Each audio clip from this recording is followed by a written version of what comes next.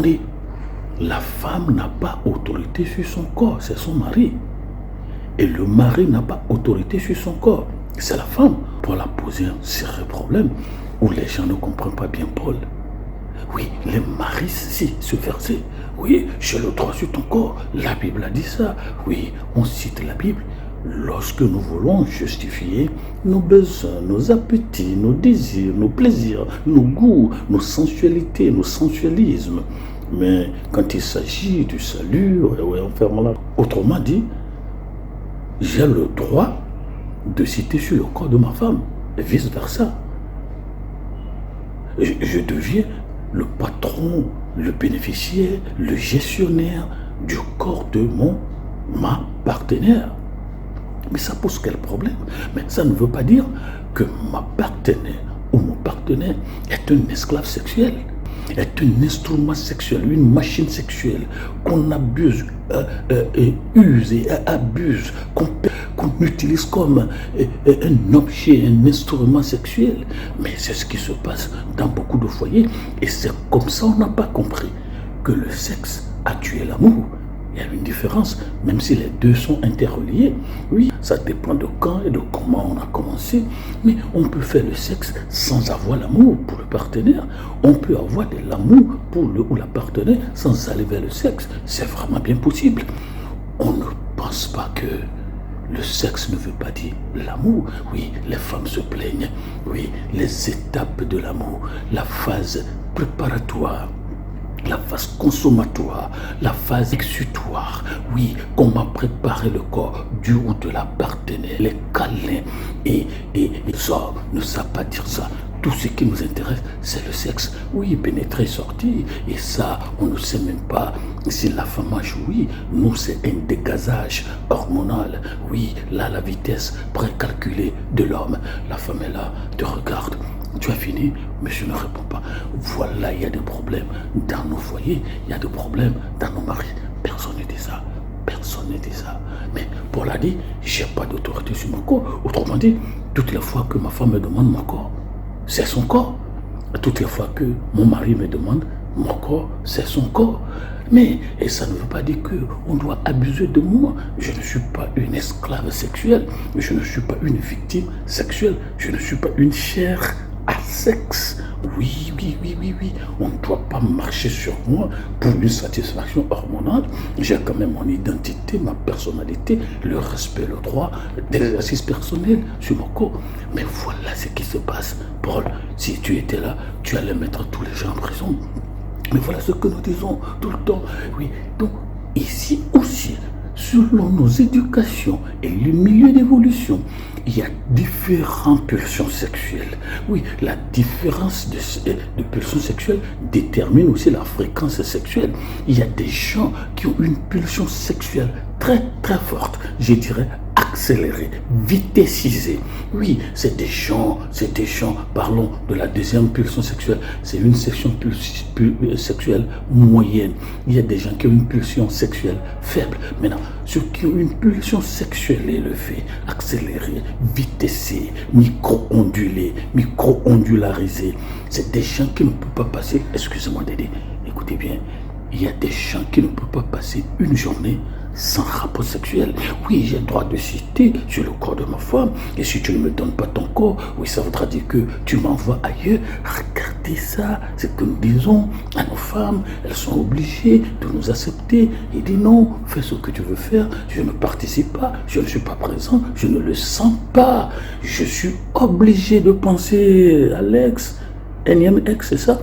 Oui, et puis les filles me disent, oui, il dit, bon, si je n'aime pas, on va faire l'amour. Si je ne veux pas, il va aller ailleurs. Il faut le laisser aller ailleurs. Un homme ne parle jamais comme ça à une fille. C'est un bandit. C'est un bandit.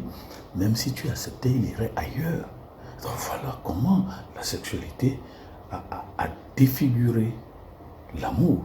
Et l'amour n'a plus son sens.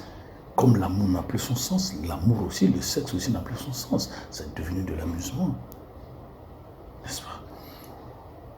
Au plus offrant, ouais, achète-moi un téléphone, achète-moi chamawa ou hamburger, ceci burger.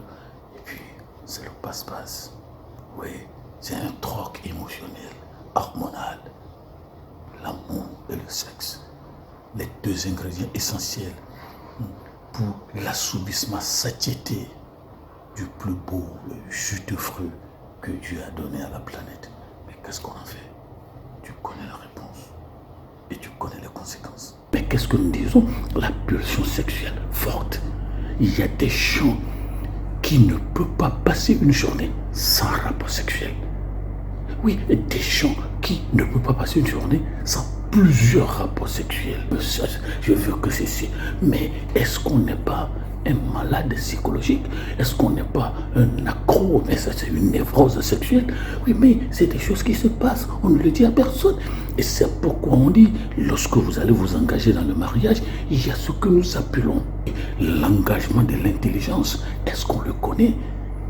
S'il boit du sexe, s'il mange du sexe, comme on boit de l'eau, combien de fois par jour? Est-ce que vous pouvez tenir? Oui, lorsque l'amour aujourd'hui c'est bon, mais après on va voir que non, c'est une couleuvre sexuelle. On ne peut pas passer des heures sans sexe. Mais ça c'est une maladie sexuelle. Oui, vous n'êtes pas comme ça, c'est pas normal, parce que vous avez droit d'autorité sur le corps de votre partenaire, mais votre partenaire n'est pas une machine. Oui, il y a la logique ici. Ce qui vous appartient, on ne l'utilise pas n'importe comment, mais quand vous faites ça, il y a une maladie. Quelque chose s'est passé dans votre complexe d'Oedipe. Lorsque vous étiez petit, il y a quelque chose qui s'est passé. Allez voir les psychologues. Allez voir les psychologues. Mais on ne peut pas. Ça, c'est pas bon. Et quelqu'un me dit, oui, mais ça permet de se déstresser, ça permet de se déhormonaliser, d'accord? Mais si c'est comme ça, vous comprenez, d'accord? Mais votre partenaire n'est pas une machine. Il n'est pas une machine. Comment ça? Section, pulsion sexuelle, très forte, accélérée, vitessisée, digitalisé, micro-ondulé. On fait l'amour plusieurs fois par jour. Mais en fait, nous ne sommes pas des Drianki, nous ne sommes pas des Ndumba, nous ne sommes pas des voitures à maraude. Autrement dit, les travailleurs de sexe, oui, pénétrer, sortir, ça c'est pas le sexe. C'est pas ça, c'est mécanique, c'est pas technique. Il faut préparer le corps, il faut préparer la femme, il faut préparer l'environnement. Et j'ai demandé, quand j'étais petit, à mes parents, j'ai dit, mais comment est-ce que vous préparez? Comment? Quand vous allez faire l'amour? Et il dit, mais garçon, tu es très curieux. Oui, mais il faut dire à la femme, oui, ce soir je veux manger chez toi. Et quand tu dis ça, la femme comprend. Tonton va passer le soir. Vous avez entendu? Ou on dit, bon, quand tu fermes la porte, oui, il ne faut pas mettre la tagette, c'est ça, on appelle ça, non? Ou bien il ne faut pas mettre la clé à l'intérieur. Comme ça, le monsieur pose doucement. Quand on sait que tous les enfants sont endormis, c'est ce qu'on faisait dans les villages. Et peut-être toujours. Aujourd'hui, oui, il y a le téléphone, il y a le TikTok, il y a le WhatsApp, il y a Coco Quas. Et donc, on dit, ouais, I need you, I miss you. Can you please come home? Can you please do this for me? I just miss you. I want to see you. Can you come home? Voilà ce que nous faisons. Mais nous sommes des malades sexuels. On ne peut pas passer une journée sans message sexuel, sans image sexuelle, sans audition sexuelle. Nous sommes des malades. Nous avons de la schizophrénie sexuelle. Et à l'église, les pasteurs, je ne sais pas s'ils ne savent pas que, mais il n'y a plus ça. Mais dans tous les téléphones à l'église, lorsqu'il y a même le Saint-Esprit, tous les téléphones contiennent des messages. Comprenez? La pulsion sexuelle très élevée. La fréquence est aussi très élevée. Plusieurs fois l'amour par semaine. Plusieurs fois l'amour par jour. Mais c'est une névrose sexuelle. Il faut vous faire corriger. Alors, oui, ils sont des féroces, ils sont des voraces, ils sont des frivores. Hein? Ils sont des dévoreurs de la sexualité. Il y a des gens comme ça. Oui, je suis malade de sexe, j'ai soif de sexe, j'ai faim de sexe. Non, je suis affamé de sexe, je suis assoiffé de sexe. Autrement dit, le sexe, rien que le sexe, pour le 16, moins le sexe, fois sexe, plus sexe, toujours sexe, multiplié par sexe. On ne fait que sexualiser tout ce qui est. Et c'est eux qui pratiquent aussi ce qu'on appelle la politique des 3T. Tout trop est trop, sauf celui de ma mère, les malades sexuels. C'est une maladie. Les voraces sexuelles. mais oui, ils sont des charognards sexuels. Non, mais ils sont des animaux sauvages et sexuels. Ils rongent, ils ravagent, ils dévorent. Pulsion sexuelle très forte, maladive. Dans le complexe d'Oedipe, c'est-à-dire de 0 à 6 ans, vous avez eu un problème. Vous avez eu un problème. Maintenant, deuxième section. Pulsion sexuelle moyenne. Oui, vous allez entendre des gens dire, oui, moi je peux aller jusqu'à 3 mois sans repossession. Ils pensent que c'est long, hein. Et moi je peux aller jusqu'à 6 mois sans repossession. Ils pensent que c'est très long, mais ça c'est rien dire. Ça ne veut rien dire. Oui, mais ça veut dire, oui. Et quand vous leur posez la question, oui, mon couple, moi, vient de se casser. On dit ça, non, il n'y a que 2 semaines. Ouf. Alors, c'est ça. Moyenne. Qui calcule la moyenne? Qui calcule la moyenne? Ça, c'est vous qui décidez. On est habitué, l'accoutumance sexuelle cérébrale. Oui, notre cerveau ne pense que le sexe, ne voit que le sexe, ne boit que le sexe, ne dit que le sexe. On n'est pas à l'aise sans sexe. Nous sommes malades de sexe. Et ça tue l'amour. On ne sait plus comment aimer. On ne sait plus comment câliner. On ne sait plus comment passer du temps ensemble sans aller vers l'intime et le sexuel. Et on me pose la question, est-ce qu'on peut être intime sans sexuel? Est-ce qu'on peut être sexuel sans intime? Je ne sais pas, aller chez les philosophes. Mais voilà le problème. Il y a des gens qui ont une pulsion sexuelle faible. Un monsieur m'a dit, lorsque je dis à ma femme, j'ai envie de toi, il faut attendre 3 mois. Il faut attendre 6 mois. Oui, ça aussi, c'est pas bon. In medio stat virtus, au beau milieu se trouve la vertu. Au moins, si on ne doit pas être trop élevé, si on ne doit pas être trop bas, il faut être au moins équilibré. Parce que qu'est-ce que Paul dit ici? Il y a un équilibrisme sexuel. Il y a un équilibrisme de l'amour. Oui, le corps de mon partenaire, c'est la chose la plus jolie que j'ai, que je download, que je cajole, que j'aime, que j'adore, que j'entretiens, que je prends bien soin d'eux avant de passer à l'amour. Aujourd'hui, oui, le corps est présent, mais l'amour n'est pas là. Le sexe est présent, mais l'amour n'est pas là. Nous avons le cœur brisé. Et nous avons le cœur brisé. Les gens disent non, j'ai plus besoin de me marier. Oui, parce que le sexe a tué l'amour. Pourquoi on a aussi commencé trop tôt? On a déjà commencé trop tôt, à 9 ans, à 10 ans. D'ailleurs, dans mes recherches, j'ai constaté que la grand-mère la plus jeune du monde avait 18 ans. La grand-mère la plus jeune du monde avait 18 ans. À 9 ans, elle a fait un enfant. Et cet enfant, à 9 ans après, a aussi fait un enfant. Vous voyez ça? Ah, mon cœur saute de la cage thoracique. Mais j'ai le droit d'autorité sur le corps de ma femme, de mon mari.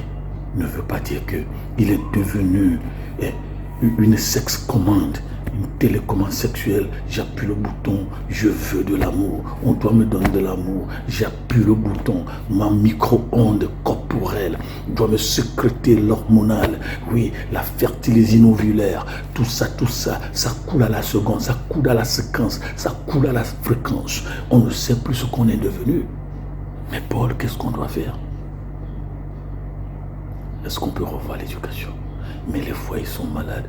On ne dit pas ça, mais le vrai problème vient de là. C'est pourquoi un pasteur m'a une fois dit, quand je fus petit, il m'a dit, tonton, monsieur, bonhomme, lorsque tu seras grand, oui, lorsqu'une femme vient chez toi, elle peut parler comme une machine à parole, elle peut vobuler, volupiliser, à carton, mais il faut savoir qu'il n'y a que 2 problèmes dans les foyers, le problème de sexe et le problème de l'argent. Oui, des femmes qui vont au lit en culotte serrée parce que il n'y a que le sexe, il n'y a pas l'amour. On dit, mais tu ne me donnes pas à manger, mais j'ai droit d'autorité sur ton corps. Non. Il y a des préconditions pour la sexualisation ou la sexualité, selon que dit l'apôtre Paul. Alors, où en êtes-vous? Pulsion sexuelle est trop élevée. Non, ça c'est une maladie. Trop faible, on ne pense même pas à l'amour. Il dit, c'est comment on appelle ça? Je suis mort sexuellement. On me dit, quand on me touche, mais moi je ne sens rien. Comment tu ne sens rien? T'étais malade? Je ne sais rien. Oh, Seigneur, aie pitié de nous. J'ai parlé, j'ai pas d'argent.